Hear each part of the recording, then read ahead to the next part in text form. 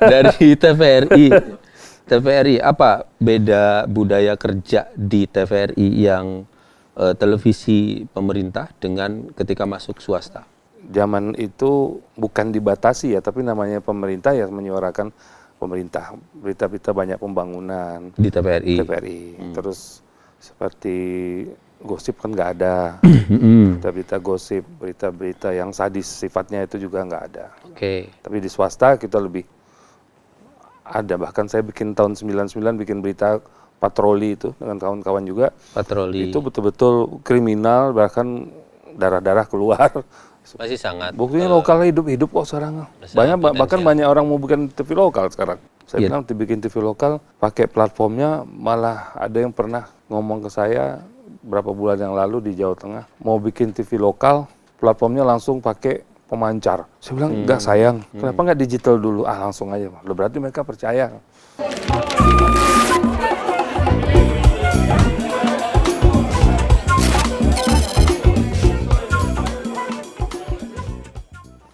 Assalamualaikum warahmatullahi wabarakatuh. Waalaikumsalam warahmatullahi wabarakatuh. Salam sejahtera Indonesia.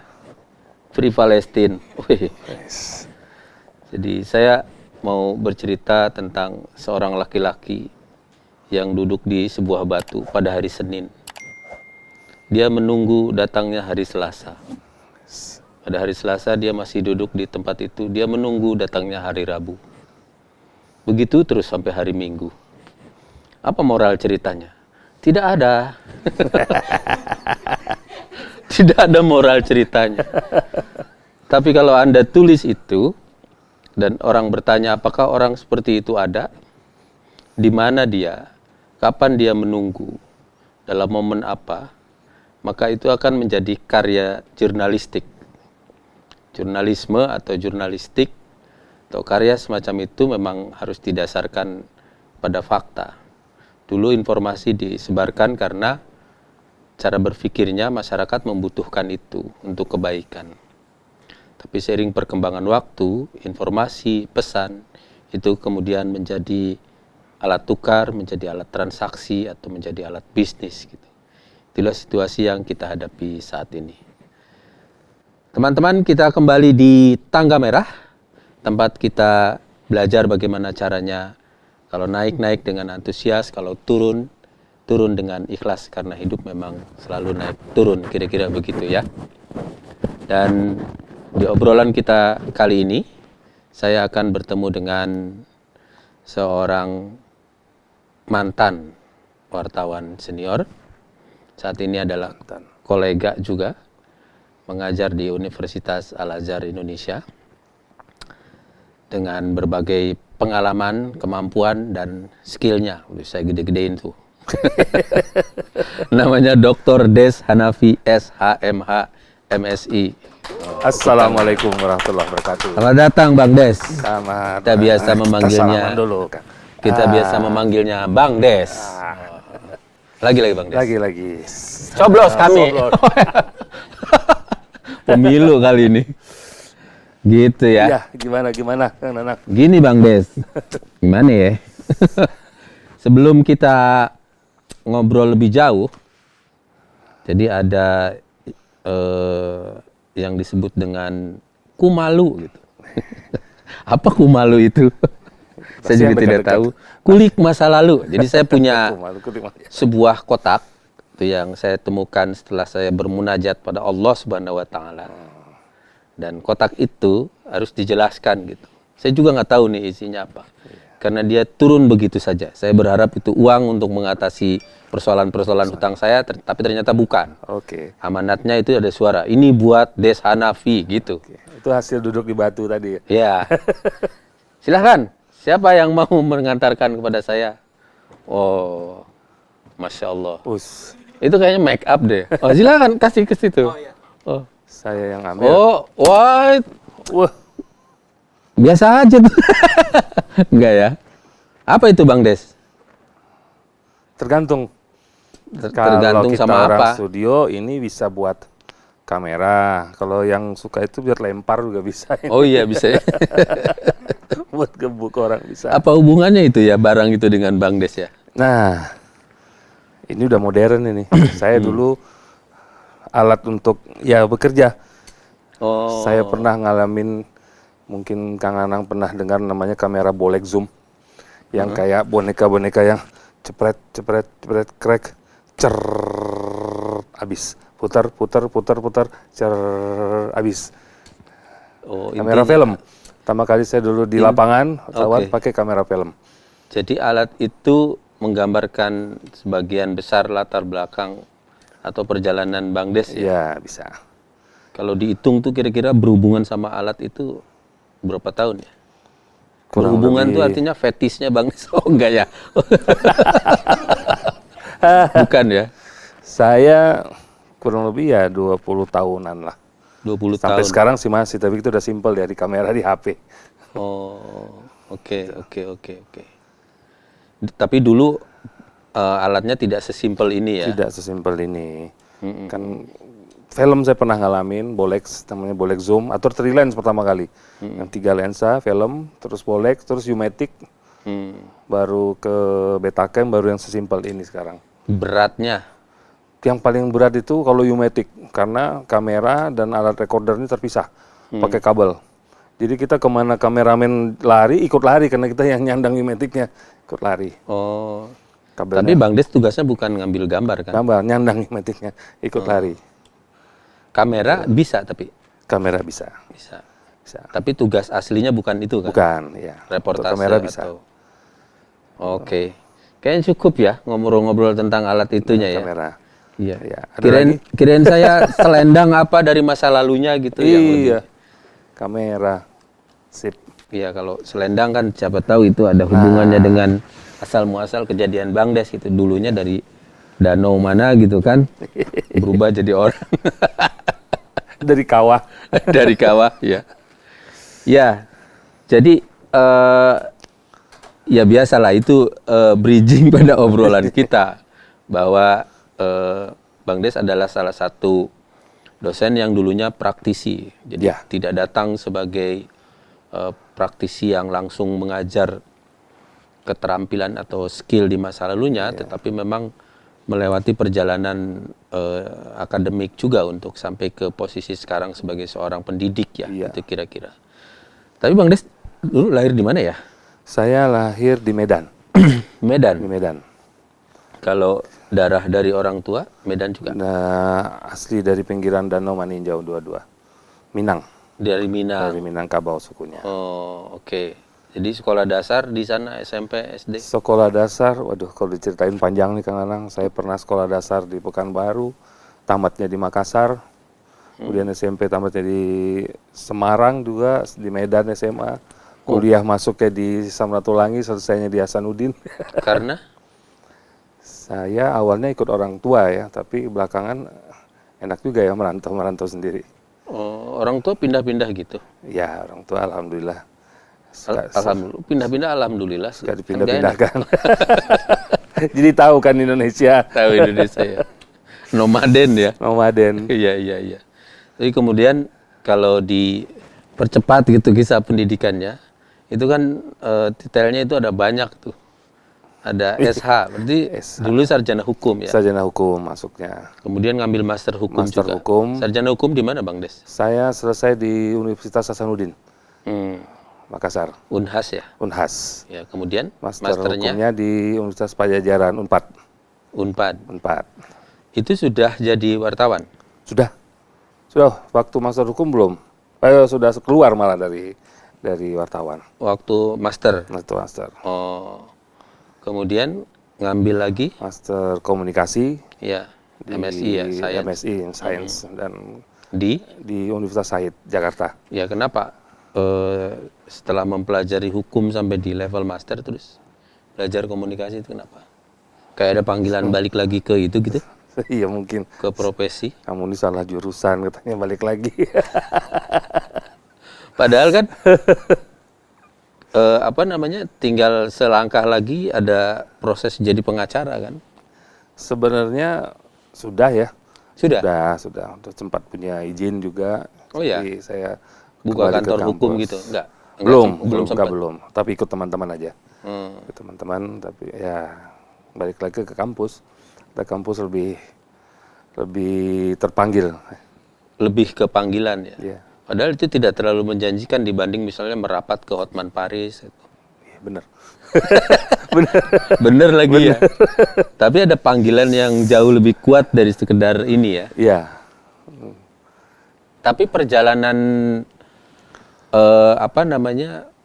meneruskan pendidikan di tingkat master itu kenapa? Karena tuntutan di memang- kampus tadi kan ada kewajiban dari pemerintah kan untuk mengajar kan harus levelnya magister. Bukan, maksud saya Bang Des kan dulu masuk menjadi wartawan tuh mulainya dari mana? Saya semester 1 kuliah. Belum lagi UTS, ya selepas UTS lah, habis semester Di 1 Unhas itu? Enggak, masih di Samratulangi Manado, Universitas Samratulangi Manado. Oh iya, oke. Ada tes di TVRI Manado, Oh, saya oke. coba ikut, alhamdulillah lulus, itu tahun 1987 ya, ganjil. 87 ya? Ya, nah genapnya di 88 sudah mulai berkarir di TVRI Stasiun Manado, di tahun 88. Kemudian? Terus di situ 90 saya pindah ke TVRI Stasiun Makassar, Ujung Pandang waktu Iya. itu, kuliah juga pindah. Nah, selesai Sebagai reporter? Reporter, penyiar berita, Oke. penyiar berita daerah namanya dulu. Mm. Kemudian sampai tahun 93 saya di Ujung Pandang di Makassar. Lanjut? Saya mundur 93 akhir, 94 awal saya sudah di Indosiar. Oh, dari TVRI ke Indosiar? Indosiar. Indosiar mulai dari reporter juga? Reporter, penyiar berita, Anchor gitu? anchor untuk berita. Baca berita apa waktu itu Bang Des? Awalnya dulu Indosiar punya Horizon namanya yang khusus paket-paket features. Itu berjalan kurang lebih hampir 2 tahun, 96 muncul Fokus.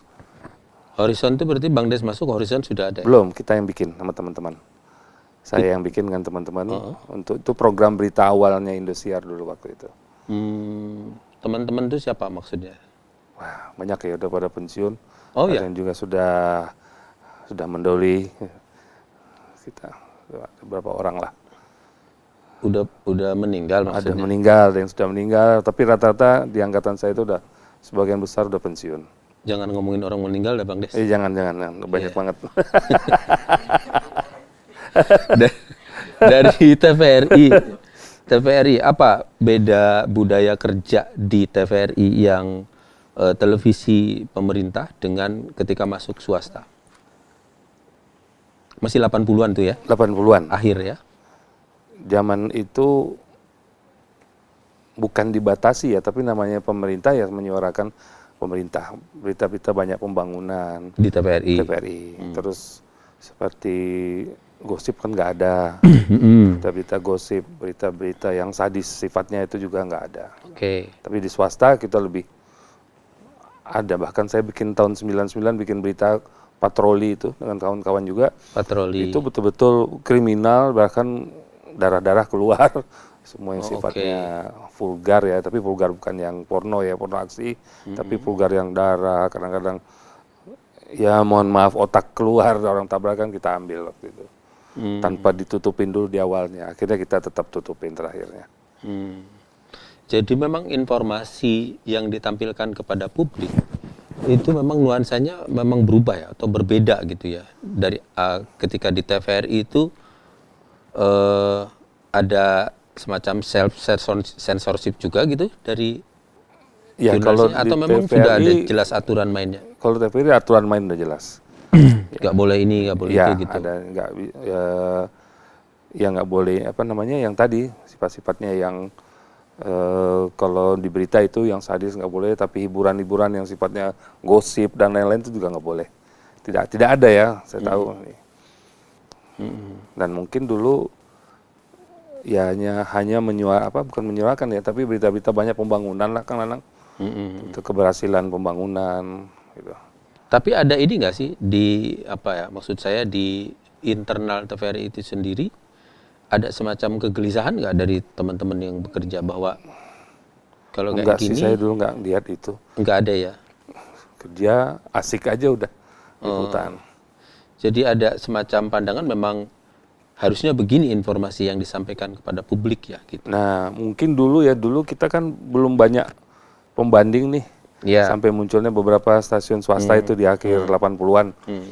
Tapi itu pun belum ini ya, belum buka mata ya, tapi kita masih enak. Iya. Saya juga waktu itu masih enak, berita-berita olahraga, berita pembangunan dan lain-lain masih belum kepikiran tuh. Kalau swasta ternyata lebih bebas, lebih ini. Belum kepikiran sih waktu itu. Tapi kan harusnya di swasta juga sebenarnya tidak ada yang bebas-bebas amat gitu. Betul. Harusnya kan ada standar etiknya juga kan. Iya, tapi curi-curi sekali-sekali kita ada sih. Atau Di sekurang-kurangnya kriminal itu ya, di di berita-berita kriminal. Terutama pada gambar sih sebenarnya. Gambar. Tapi kalau proses ininya ya, proses pencarian berita di lapangan, zaman-zaman di awal Horizon itu kira-kira tantangannya, seru-serunya itu seperti apa, Bang Des?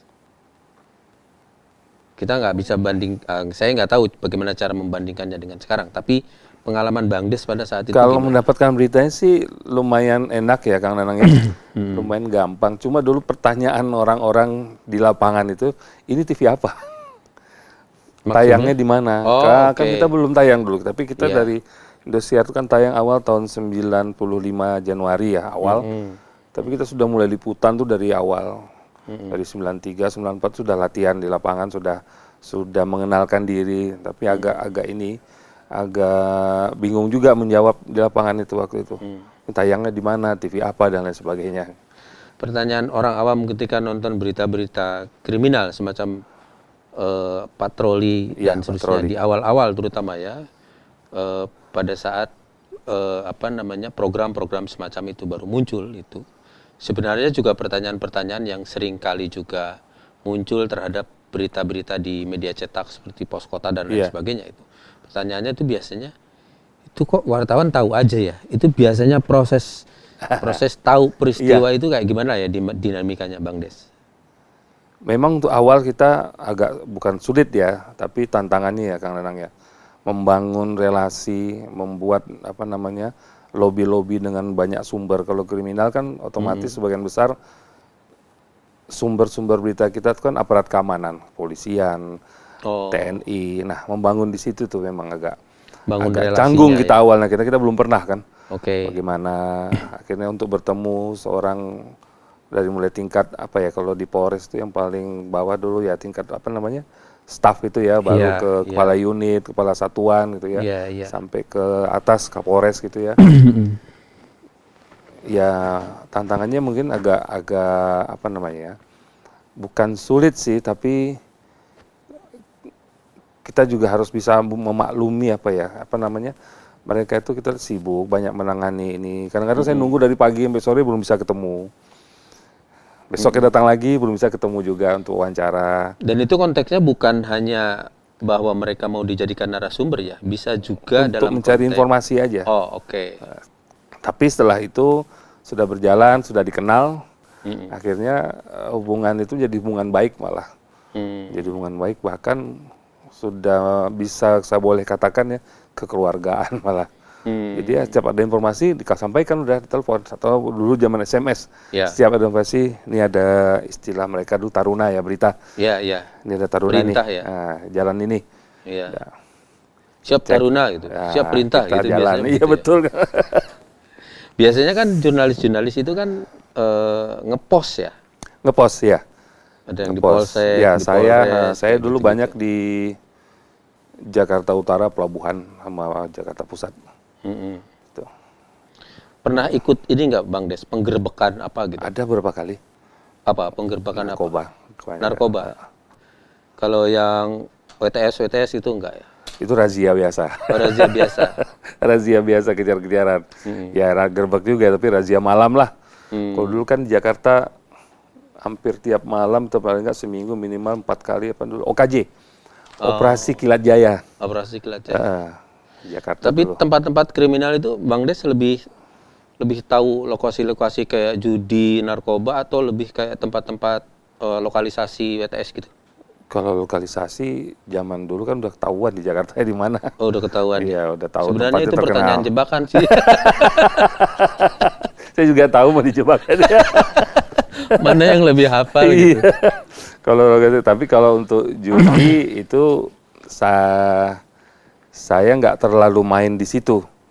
Tapi beberapa kali hanya kalau judi itu saya hampir belum pernah malah ikut gerebek, hanya udah hasil tangkapan aja.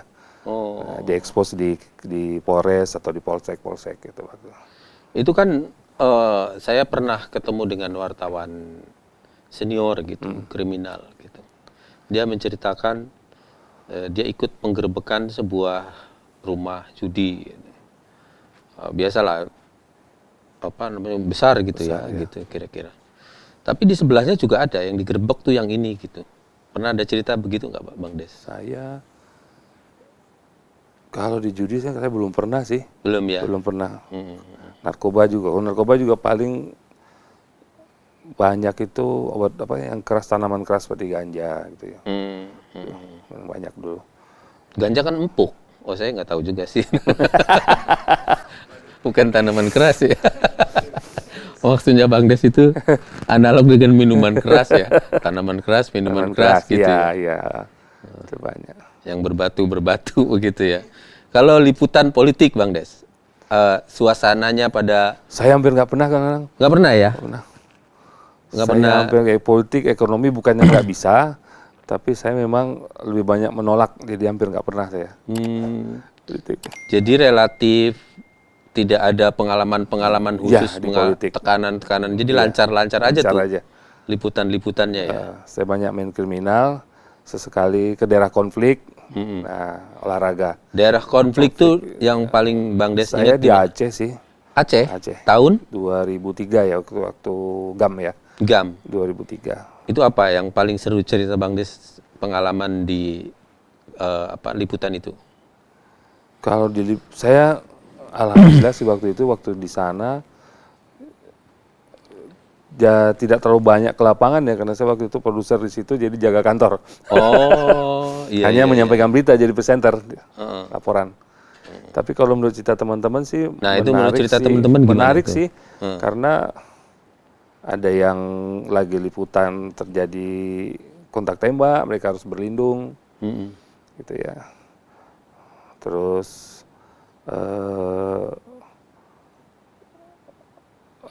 menemukan, kalau saya sendiri bisa kadang-kadang lagi liputan jalan keliling gitu, tiba-tiba lihat di pinggir jalan ada mayat tergeletak. Nah ini kan juga ini mayat biasa, hasil maling digebukin karena nyolong, atau rebutan perempuan, atau benar-benar ditembak karena diduga ini pengacau itu gitu loh. Nah itu kita harus benar-benar fakta kan kalau di daerah-daerah konflik itu. Itu di Aceh itu yang Bang Des ingat di daerah mananya itu waktu itu? Saya stay itu bikin kantor di Lok Sumawe. Lok Sumawe. Karena itu paling tengah, soalnya kita pilih situ karena tengah. Jadi ke arah Banda Aceh itu 7 jam, ke arah Medan juga 7 jam, jadi itu tengah.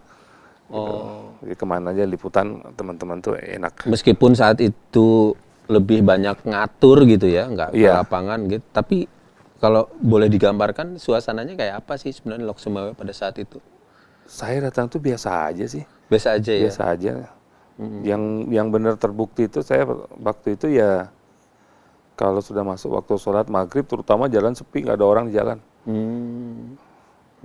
Sampai Isya, lepas Isya baru ramai itu sampai malam. Warung buka semua segala macam. Seperti tidak ada kejadian apa-apa sih. Apakah saya datang sudah aman? Tapi itu belum juga, karena setiap hari berita yang masuk itu seru-seru sih. Oh, seru-serunya kontak tembak misalnya? Di sini, kontak tembak gitu. di sana, gitu loh. Bagus, seru-seru. Waktu itu laporan nggak ke Jakarta? Ada yang di atasnya Bang Des lagi kan? Maksudnya? Posisi di struktur apa namanya? Waktu di Aceh sih saya yang megang. Oh, yang paling tinggi. Iya. Jadi nggak usah laporan ke bos di Jakarta. Ya paling mereka telepon setiap hari.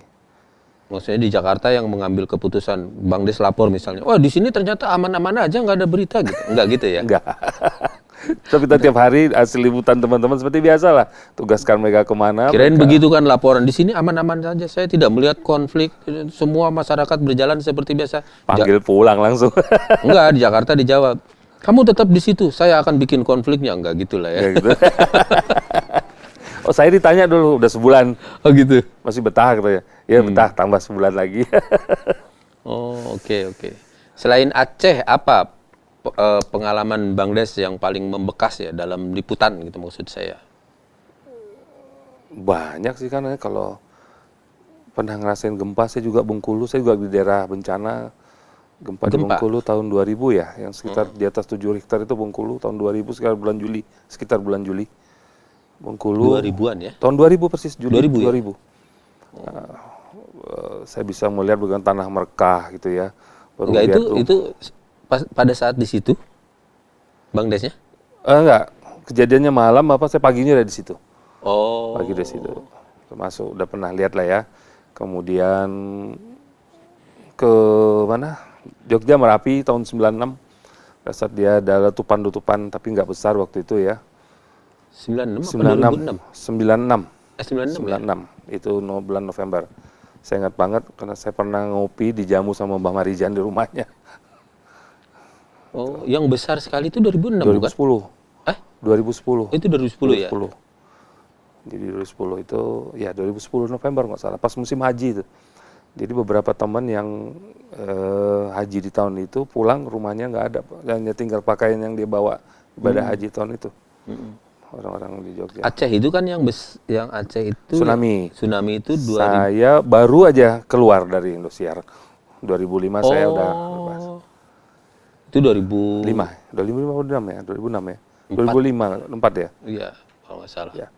Terus Iya. 2006-nya Oh iya 2004, tapi saya sudah tidak di liputan lagi. Oh. Saya di produksi, di off air-nya Indosiar. Oke. Iya. Terus nggak lama itu kan di Jogja. ya. Iya. Di Jogja yang lebih besar juga. Tapi Mbah Marijan itu di periode berikutnya kalau nggak salah di situ ya. 2010 itu. 2010 ya. 2010. Mbah Marijan itu meninggal 2010 ya. Kalau nggak salah ya. Iya, besar itu 2010. Jadi kalau di liputan-liputan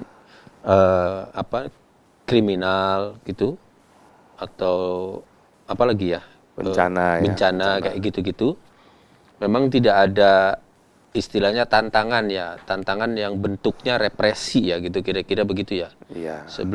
Sebelum Orde Baru lewat itu ya. Iya. Normal-normal saja gitu. Iya, normal saja sih. Kalau di politik kan ada cerita yang umum gitu ya. Kalau di politik kan sebelum reformasi itu kan ceritanya kan berbeda ya gitu ya. Maksudnya berita itu di semua media baik elektronik maupun cetak itu mau turun atau tidak itu biasanya kan ada pesanan, ada telepon gitu. Mana yang harus muncul. Kalau di kriminal dan kebencanaan itu hampir tidak ada. Tidak ada. Benar-benar yang ada di buku di teori kita tuh fakta kita sampaikan. Fakta ya.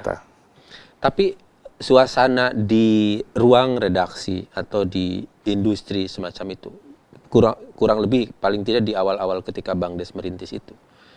Ada ini nggak Bang Des? Ada semacam kompetisi yang luar biasa terasa seperti sekarang ya, kompetisi dalam pengertian kita harus kejar rating, kita harus bikin ini, harus bikin gimmick itu atau kayak gitu nggak sih Bang Des?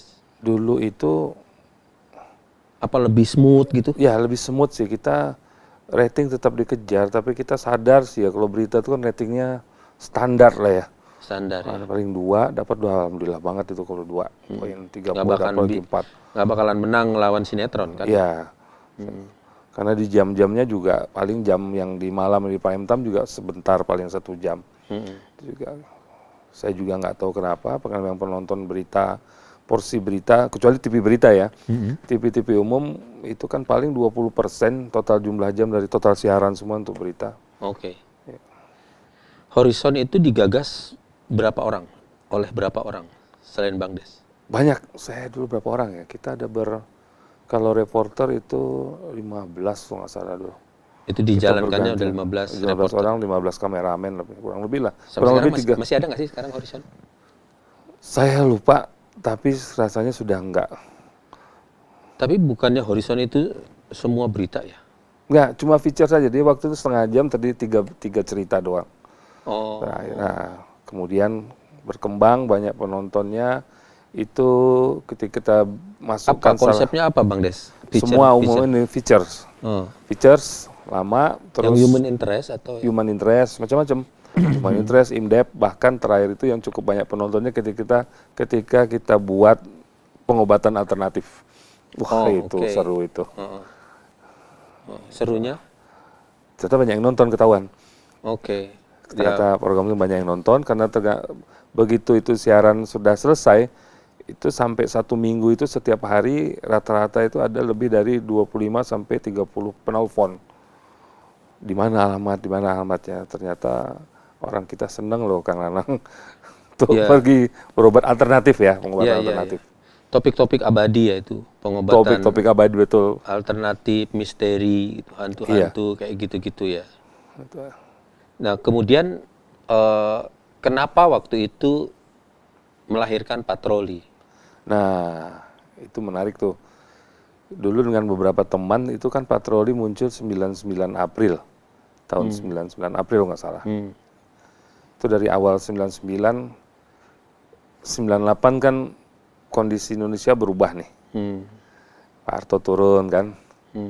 Berita-berita yang ada di kita, di Indonesia terutama di Jakarta, itu boleh dikatakan di atas 80, bahkan 90% berita demo mau politik. Oke. Orang bosan.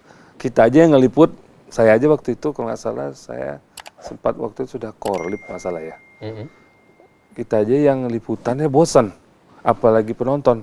Kita coba bikin berita apa lagi nih, yang penonton kira-kira beda. Isinya nggak demo, nggak politik.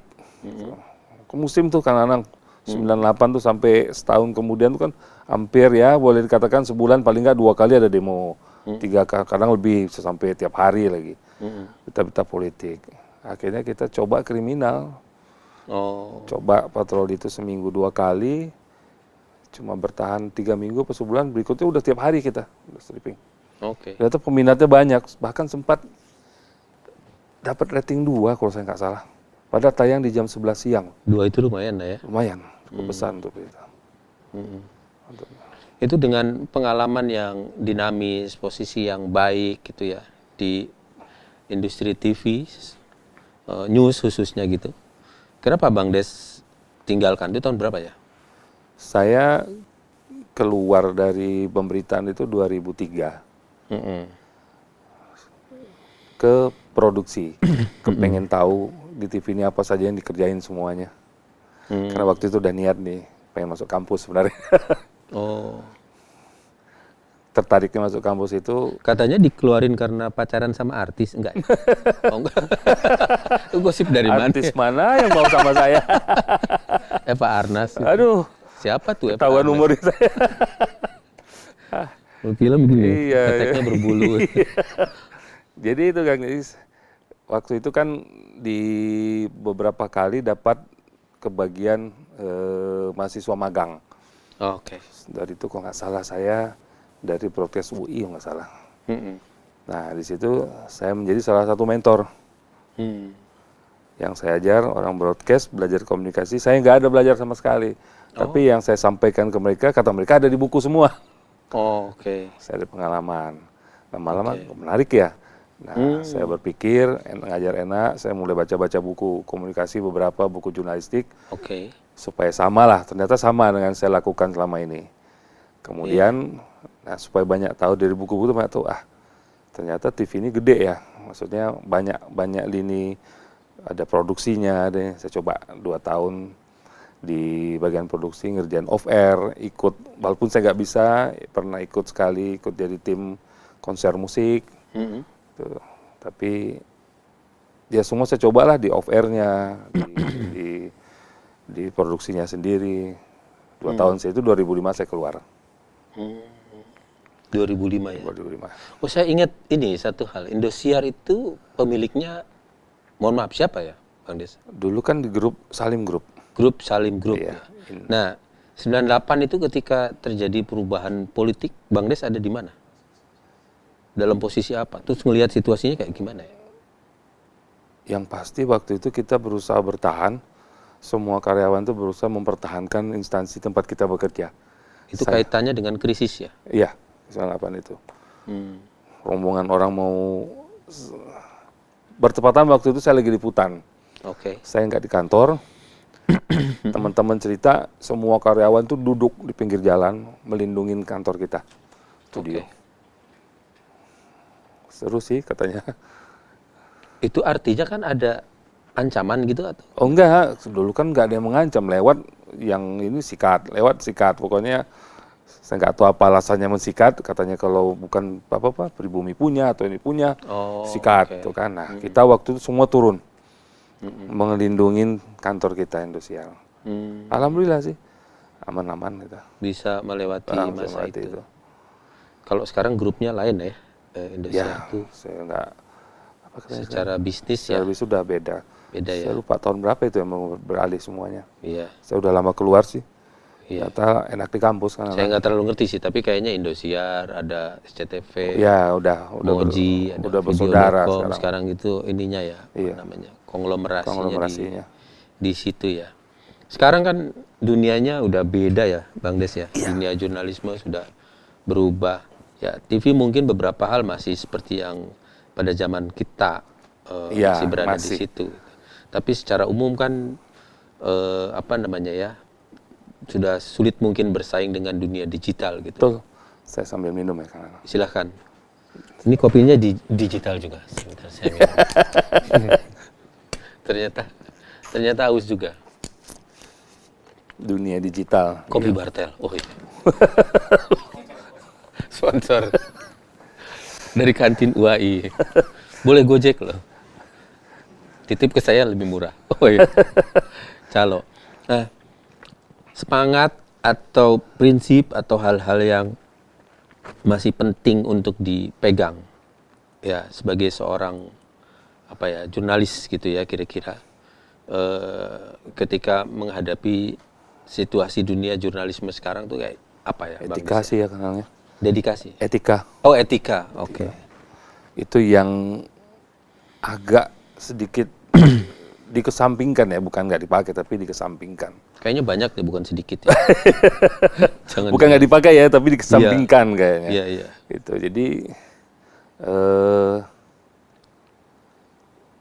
kalau yang dulu gini loh, dulu kita masih mikir-mikir untuk Kang Nanang itu kayak apa gitu. Sekarang nggak, oh Nanang begini, bleng keluarin. Oke. Des begini, bleng keluarin. Gitu ya. Dulu kan kita masih mikir-mikir.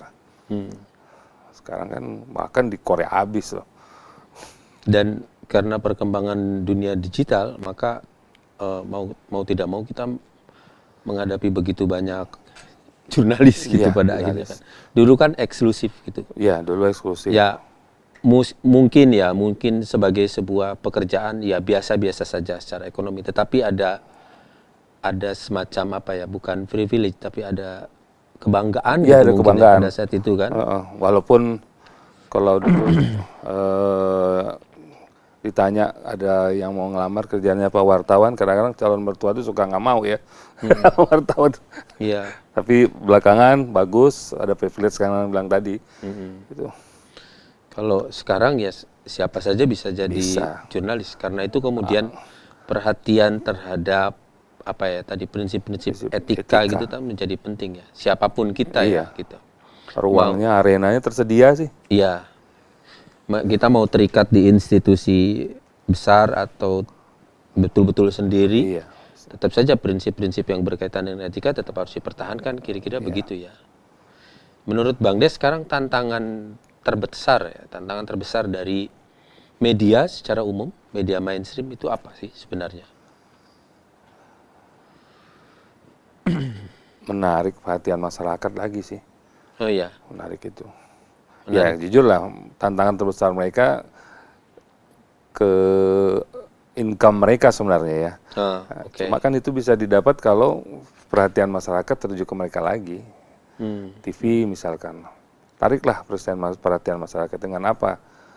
Ya sekarang katanya udah sekreatif mungkin juga iklan kami dikit ya katanya. Nah, oh gitu ya. ada teman-teman 1-2 yang ngomong ke saya, kita udah kreatif banget Di loh, Bang. TV nih, di TV. Ya, Oke. sudah bikin program bagus begini-begini, tapi sebentar paling nanti turun lagi katanya. Ya apa yang harus? Nah itu Ya alhamdulillah sih teman-teman ada 1-2 yang masih ngajak saya berdiskusi, mikir nih gimana nih perkembangan TV. Ya saya bantu sih sama-sama. Oke. Saya bantu mikir lah. Mikir doang ya? Iya mikir doang. Jangan lama kan kalau udah itu kan ada loyaltinya dong kalau dipikir. Harus ada loyaltinya. Kalau diminta bantuan mikir kita mau lah ya. Mau mikir. Kalau diminta duit kan nggak ada ya. Iya, kalau mikir kita mikirnya 10, 5 kita kasih lah. Iya. Cetak itu kan, media cetak itu kan sudah ketahuan lah ya. Iya. Terbukti bahwa ini bukan ancaman yang sekedar diprediksi. Hari ini sudah terbukti. Saya kira ngecek di teman-teman di mahasiswa yang pernah baca koran dan seterusnya. Malah itu koran namanya nggak tahu mereka. Ya, gitu. Nah kalau TV menurut Bang Des dengan perkembangan yang sekarang, ini berdasarkan riset kah atau berdasarkan juga obrolan teman-teman gitu? Kira-kira barangkali ada kegelisahan teman-teman di industri TV. Seperti apa masa depannya? Ya, saya bilang sih kalau untuk bangkrut enggak ya. Bangkrut sih enggak ya? Enggak. Paling berpindah-pindah owner aja. Berpindah owner. Pindah owner. Paling itu saya bilang. Owner ini sudah nggak kuat lagi, jual lagi, owner baru lagi, naik lagi. Lama pindah lagi, kada turun. Paling itu saya bilang kemungkinan yang paling terjelek. Tapi kalau untuk tutup bangkrut enggak lah. Alat-alat kan kasihan. Miliaran mereka invest. Atau mungkin semakin kencang di upaya kreatif untuk harusnya menguatkan konvergensi gitulah ya. Jadi gini Kang Nanang, kalau saya berpikir, saya sudah sempat ngomong sama satu TV. Coba jangan bermain di penonton di berapa kota besar kita? 11. Oke. Coba rambah kota-kota kecil penontonnya. Misalkan masuk ke Jawa Barat, buatlah banyak-banyak konten yang berbahasa Sunda. Masuk ke daerah. Kan ada TV daerah. Di undang-undang kan memang ada kewajiban ya. Ya. TV itu minimal TV nasional itu kalau nggak salah 17 provinsi ya. Ya. Dan sehari minimal 3 jam konten lokal. Ya. Pergunakan 3 jam ini. Harusnya kalau itu dimaksimalkan bisa survive ya? Mungkin survive. Karena? Saya rasa survive. Karena? Saya pernah sama teman-teman tahun berapa ya, 2002, 2003 teman-teman saya nanya. Iseng aja sambil jalan di daerah Jawa Tengah. Gimana kalau kita bikin TV wayang? Oh bagus Pak, itu sinetron kita tinggalin, putar aja habis isa. Paling 2 judul sampai pagi kita tonton. Oke. Paling tidak masih banyak generasi dan atau di tempat-tempat, kalau kita ngebayangin Jakarta sepertinya hopeless gitu ya. Iya. Itu akan punya masa depan. Tapi di daerah harapannya masih sangat panjang sebenarnya. Panjang. Saya ada satu TV di Bogor, itu pancaran luasnya itu ke daerah selatan Jawa Barat. Oke. Ya ke arah Tasik, Ciamis ya, Garut, Cianjur. Ada beritanya sore itu berbahasa Sunda. Berita loh. Berita? Dia kemas dalam bahasa Sunda. Penontonnya banyak loh Kang. Dia tidak tembak ke Jawa Barat sebelah sini, padahal dia di Bogor. Dia nggak tembak ke Cilengsi misalnya enggak, atau ke Depok enggak, tapi ke bawah. Berarti sana kan banyak penontonnya. Jadi bertahan sampai sekarang. Oke. Tapi secara bisnis? Nah. Kan pengiklan susah kalau di daerah. Kopi apa tadi nih? Hah? Kopi apa? Bartel. Barcelona Telekomunikasi. Oh iya. Asal jemput aja. Nggak ada Bujuk urusan. dia supaya punya dana promosi. Oh gitu. Iya dong. UKM lah ya. Iya, dana promosi jangan harap yang gede-gede. Mungkin dana promosi dia 1 juta sebulan ambil. Jangan yang ngarapin per 15 detiknya 50 juta. 15 detik 1 juta, 1 juta sebulan. 15 detiknya mungkin 25.000, ambil dulu. Jadi jangan mengharap iklan yang gede-gede, yang kecil-kecil aja. Kalau banyak kan lumayan. Oke. Gitu. Nah, poin menarik saya kira ya. Iya. Saya belajar dari itu Kang. Ada radio, saya lupa radio apa. Radio legendaris juga di Jakarta sih. Udah lama, tahun 70-an udah ada. Apa Kayu Manis, apa Kamajaya ya? Iya. Salah satu itu. Dua-duanya saya nggak tahu, tapi sering dengar sih. Kayu Manis ada, Kamajaya ada ya. Dia itu punya program-program kalau malam itu dalam bahasa daerah ada beberapa. RRI juga masih kan? Iya. Tapi kan lebih bebas kalau swasta, kalau RRI kan masih ya, pemerintah tadi. Betul. Saya misalkan pengen dengar siaran radio berbahasa Minang, coba. di hari apa? Ada bahasa Minangnya. Coba gimana? Dengerin aja 3 jam. Coba gimana pengantarnya pakai bahasa Minang? Nggak tahu, saya lupa. Atau dalam bahasa Sunda, tunggu di hari apa. Kalau dia bahasa Minang, otomatis berapa 3.000, 4.000 pedagang Tanah Abang, 2.000 aja yang dengar, udah bagus kalau radio sekarang. Dalam wayang, wayang apalagi, dia putar aja wayang semalam suntuk, mulai jam 11 malam, 1 judul sampai jam 3. Rame pasti. Iklannya jangan harap iklan yang satu spotnya 20 juta, jangan, kecil-kecil aja. Iya. Yang iklan produk yang nggak diboikot kali ya. Oh, oke. Banyak gitu ya, Wartel ini kan. Bujuk dia, harus promosi, dana sekian, besar-besar. Oke. Menarik tuh, saya udah pernah bilang sama TV itu, kira-kira beberapa bulan lalu dia wawancara saya soal ini juga. Saya bilang, ini baru kalian saya kasih tahu. Oke. Menarik, sebenarnya masih ada harapan ya. Dan Masih ada harapan. kalau bisa didiskusikan dengan serius. Iya. Dan ada dukungan stakeholder ya, termasuk pemerintah ya, untuk memikirkan itu. Bukannya kasihan sih, tetapi kan memang sebagai resources atau sebagai sumber informasi kan TVRI sebenarnya masih TVRI lagi, televisi maksud saya masih sangat. Buktinya lokal hidup kok sekarang. Bahkan banyak orang mau bikin TV lokal sekarang. Iya. Saya bilang dibikin TV lokal, pakai platformnya, malah ada yang pernah ngomong ke saya berapa bulan yang lalu di Jawa Tengah, mau bikin TV lokal, platformnya langsung pakai pemancar. Saya bilang, enggak sayang, kenapa nggak digital dulu? Langsung aja. Berarti mereka percaya. Iya. Pakai teleserial itu. Ya, tapi itu nantilah ya. Iya, nanti kita juga itu. belum melihat. Enggak, itu semangat mereka gitu. Berarti mereka di daerah itu, di luar 11 kota besar kita ini ya, Indonesia. Itu karena masih ada potensi. Maksud saya karena sebenarnya kan kalau ngomongin televisi hari ini sih problemnya lebih dari sekedar itu. Ada persoalan-persoalan banyak yang harus dikritisi ya, soal keberimbangan, soal keberpihakan, belum saingan dengan digital sekarang. Ya, soal kepemilikan gitu, kayak gitu-gitu kan sekarang. Televisi besar dimiliki oleh, pada saat yang sama dimiliki oleh politisi segala macam ya. Isu semacam itu panjang sekali kalau diobrolin, kayaknya waktu kita nggak bakalan cukup juga gitu. Tapi menarik saya kira. Banyak insight yang tadi diberikan Bang Des. Siap. Dalam soal. Kalau waktu nggak cukup kita bisa lanjut di. Iya.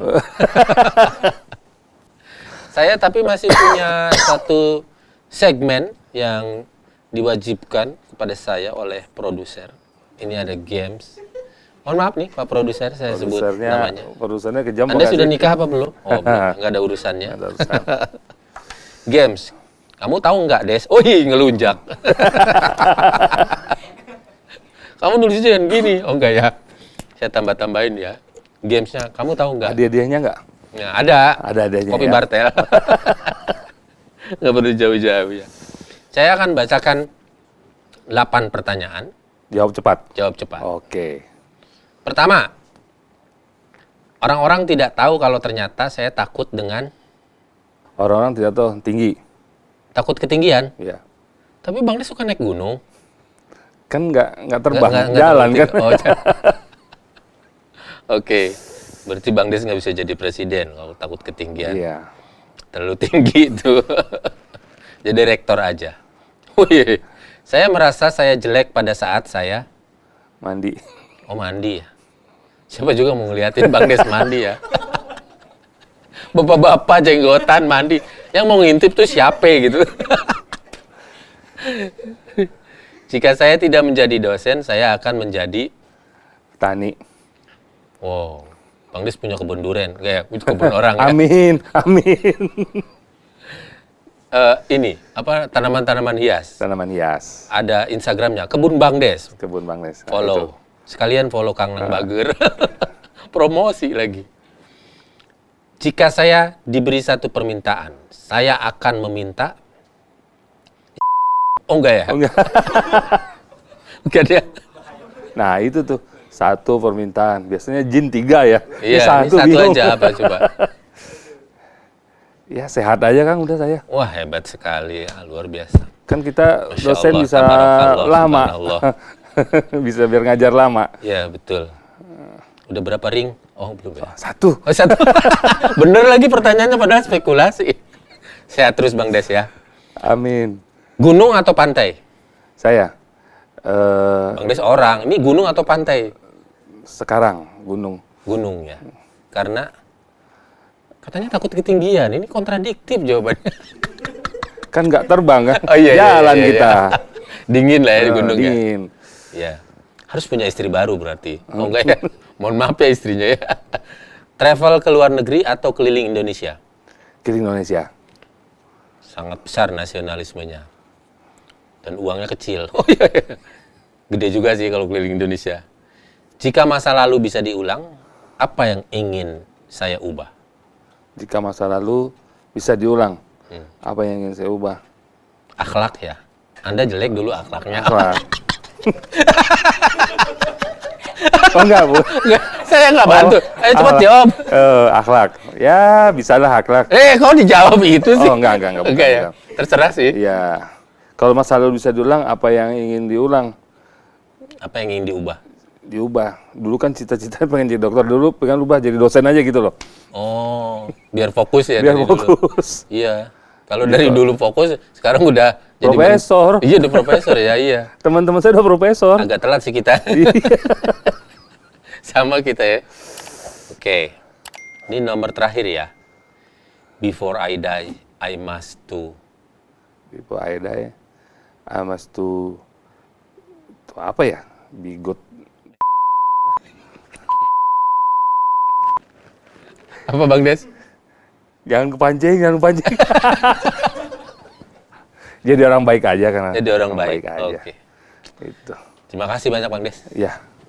Sip, sama-sama. Masya Allah. Luar biasa ya obrolan dengan Bang Des. Terima kasih Anda sudah di Tangga Merah, tempat kita belajar naik dengan antusias dan turun dengan ikhlas. Ya, kan nggak ketinggian kan? Nggak ketinggian. Jalan tangga bukan terbang. Tetap cerdas, selalu waras. Assalamualaikum warahmatullahi wabarakatuh. Waalaikumsalam warahmatullahi wabarakatuh.